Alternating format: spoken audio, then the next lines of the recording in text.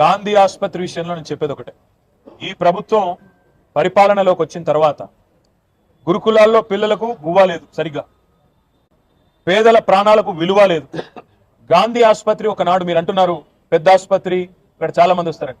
Covid సమయంలో ఇదే గాంధీ ఆసుపత్రి కదా వేలాది మంది ప్రాణాలు కాపాడింది. నడిపేవని సత్తా బట్టి ఉంటుంది, అంతేగాని కుంటిసాకులు ఎత్తుకోవడం కాదు. ఒక్క నెలలో ఆగస్టు నెలలో 68 మంది పిల్లలు, 14 మంది బాలింతలు మరణించిన మాట వాస్తవం కాదా? 82 మంది ఒక ఆసుపత్రిలో మరణించింది వాస్తవం కాదా?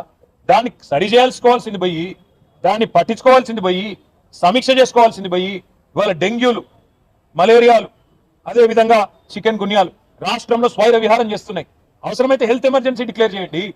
అవసరమైతే మిగతా ఆసుపత్రుల్లో కూడా మందులకు పైసలు లేవటి, ఈరోజు పిచికారి కొట్టేందుకు పైసలు లేవు, శానిటేషన్కు పైసలు లేవు, ఇస్తలేరు. కాంట్రాక్టర్ల బిల్లులు ఇచ్చే దాని మీద ఉన్న శ్రద్ధ ఈ ప్రభుత్వానికి పేద ప్రజల